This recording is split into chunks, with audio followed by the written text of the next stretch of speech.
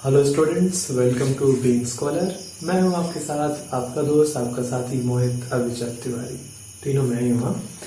तो आज मैं आपके लिए लेके आया हूँ क्लास 9th का पॉलिटिक्स का first chapter, democracy in the contemporary world. बच्चों, क्लास 6 से हम ये डेमोक्रेसी वर्ड सुनते आ रहे हैं।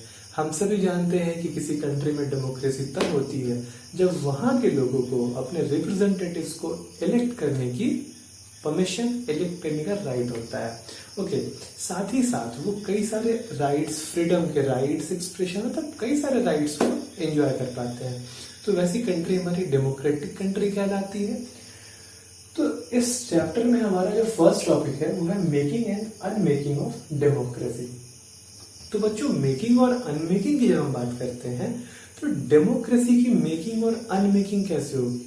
तो बनाना और खराब करना, अगर आप समझ रहे हो यहाँ पे, तो बनाना और खराब करना नहीं है। कहने का मतलब है कि कब किसी जगह पे डेमोक्रेसी हो गई और फिर हट गई, मतलब कि डेमोक्रेसी स्टैब्लिश करी गई बट फिर डेमोक्रेसी हटाई गई। तो इस मेकिंग और अनमेकिंग के प्रोसेस को समझने के लिए हमें केस स्टडी करना होगा। और ये केस स्टडी जो हमें पढ़ना है ये दो कंट्रीज का है, first Chile and second is Poland. Talking about Chile, Chile में हमारे एक लीडर हुए mister Salvador Allende. Salvador Allende हमारे सोशलिस्ट पार्टी से बिलोंग करते थे। इनकी जो आइडियोलॉजीज थी ये बहुत ही लोकप्रिय है, क्योंकि इन्होंने लोकहित के बारे में बहुत सारी बातें की कि किस तरह से हम वेलफेयर ऑफ पीपल की बातें कर सकते हैं, किस तरह से मैक्स टू मैक्स हम कंसंट्रेशन जो है वो लोगों के भलाई पे रख सकते हैं। ये सोशलिस्ट पार्टी से बिलोंग करते थे। He fought for poor and workers, he worked for education, free milk for children, redistribution of land. यहाँ हमने 3 सब पॉइंट से बांट दिया है। बच्चों, ये जो केस स्टडी है इसे हम पॉइंट वाइज समझेंगे, क्योंकि पॉइंट वाइज चीजें हमें ज्यादा अच्छे से याद रहती हैं। तो ये पुअर और वर्कर्स के लिए काम करने के अलावा इन्होंने 3 चीजों पे सबसे ज्यादा फोकस किया। वो था एजुकेशन का, कि किसी कंट्री में सबसे ज्यादा जो चीज इंपॉर्टेंट होती है जो कि कंट्री को आगे ले जाती है वो होती है एजुकेशन। अगर सिटीजन एजुकेटेड है तो फिर कंट्री की ग्रोथ और डेवलपमेंट को कोई नहीं रोक सकता है। तो उन्होंने सबसे पहले किस चीज पे ध्यान देने की बात की? एजुकेशन पे। फिर उनका ये मानना था कि कंट्री के, जो हमारी कंट्री है, हमारे पास इतने रिसोर्सेज हैं कि वैसे बच्चे जिन्हें खाने पीने को नहीं मिल रहा है, जो नवजात शिशु है, जस्ट इन्फेंट्स हैं, उनको हम दूध की व्यवस्था करा सके। तो उनके लिए मिल्क की व्यवस्था जो बिल्कुल फ्री ऑफ कॉस्ट होती थी, इस बारे में भी इन्होंने बात की। रीडिस्ट्रीब्यूशन ऑफ लैंड, कुछ ऐसे फार्मर्स थे जिनके पास बिल्कुल लैंड नहीं था, और कुछ ऐसे बड़े स्केल के लैंड ओनर्स थे जिनके पास मतलब हजारों एकड़ के लैंड पड़े थे जिनका कोई यूज नहीं था उनको। कुछ तो उन्होंने इलीगल कैप्चर भी कर रखा था। तो इनका ये कहना था मिस्टर सैल्वाडोर का कि क्यों ना उन लैंड्स का हम रीडिस्ट्रीब्यूशन करें, जिससे लैंडलेस फार्मर्स के पास भी लैंड आ जाए और वो भी खेती बाड़ी करके अपनी लाइफ को एक अच्छे तरीके से जी सके। नेक्स्ट पॉइंट, अब मिस्टर सैल्वाडोर एलन की बात यहाँ खत्म होने वाली है, क्योंकि mister Augusto Pinochet killed him and became president. अब मिस्टर ऑगस्टो पिनोशे ने क्या किया? सैल्वाडोर एलन की बलि चढ़ा दी अटैक करने के बाद, क्योंकि इसका काफी दिन से मन था कि चिली जैसी कंट्री की पे एक होता है ना कि हर जगह 2 तरह के लीडर्स होते हैं, एक जो सही रास्ता लेते हैं, एक जो गलत रास्ता लेते हैं। तो इसका काफी दिन से ये मन था, काफी इंटेंशन था कि किसी तरह से, अब सही कर्मों से तो ये रिप्लेस कर नहीं पा रहा था, तो इसलिए इसने अटैक करा, इसको मार दिया और फिर प्रेसिडेंट बन गया। ये प्रेसिडेंट बन के इसने 17 सालों तक राज किया। अब आप एक बात बताओ, जनता का ज्यादा ख्याल कौन रख सकता है? एक वो जो इलेक्ट हो गया है, या फिर एक जिसने जबरदस्ती कहीं की वो राजगद्दी हासिल की होती है कि नहीं? तो कौन हो सकता है इन दोनों में से? ऑब्वियस सी बात है, जो कि इलेक्ट हो के आया है, बट ये इलेक्ट होके तो आया नहीं था। तो ये पूरा 17 साल चिली की जनता को बहुत बुरी तरह टॉर्चर किया इसने, एक भी ढंग का काम नहीं किया। बट इसके जो वर्किंग स्टाइल था, ये क्या अकेले पॉसिबल था? नहीं, इसके भी कई सारे सहयोगी थे। तो जैसे हमारे यहाँ पार्लियामेंट होता है, वहाँ उनके यहाँ भी एक ग्रुप ऑफ पीपल था जो कि रिस्पॉन्सिबल होते थे किसी भी चीज़ के लिए, है ना, जो भी कंट्री में डेवलपमेंट हो रहा है, जो डिसीजंस लेने हैं।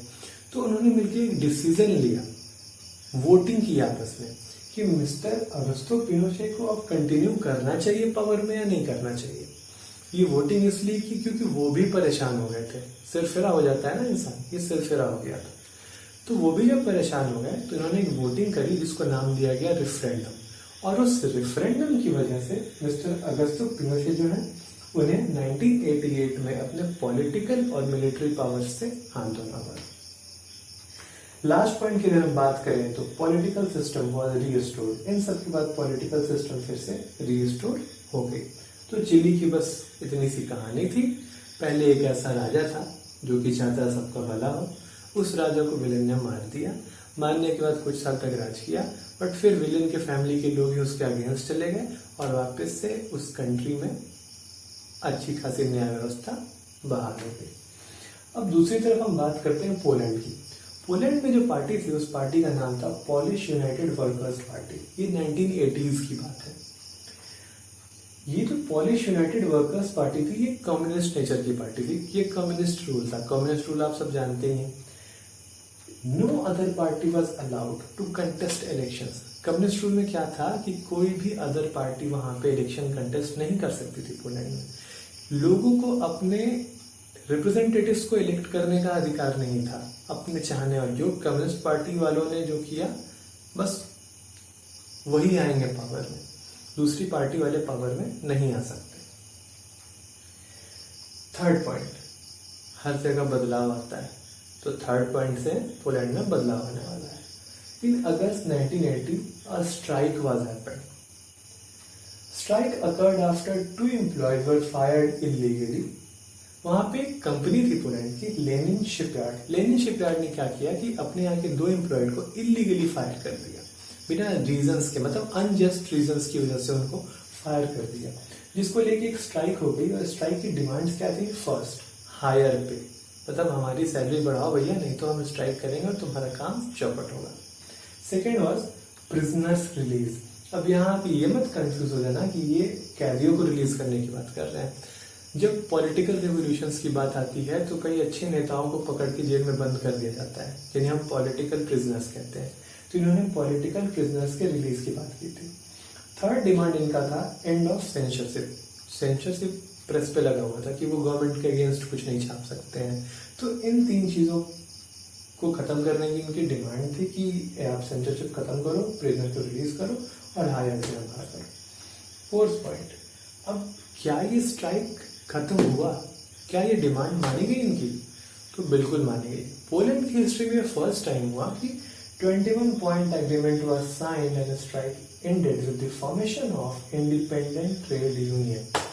स्ट्राइक तो खत्म हुआ ही हुआ, साथ ही साथ पोलैंड में पहली बार इंडिपेंडेंट ट्रेड यूनियन की स्थापना हुई, स्टैब्लिशमेंट हुआ।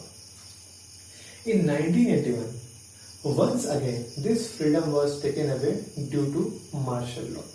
1981 में फिर से मार्शल लॉ लगा दिया गया और ये जो भी फ्रीडम मिली थी उनको, ट्रेड की और कई सारी चीजें करने की, स्ट्राइक वगैरह करने की, एक्सप्रेस करने की अपने आप को, वो सारी फ्रीडम वापस से छीन ली गई। 1988-89 में क्या हुआ? अच्छा मैं यहाँ रुकूंगा एक सेकंड के लिए। यहाँ मैंने बताया कि डेमोक्रेसी रिस्टोर हुई, यहाँ मैंने बताया कि डेमोक्रेसी छीन ली गई। तो बच्चों यही है मेकिंग एंड अनमेकिंग ऑफ डेमोक्रेसी, है ना।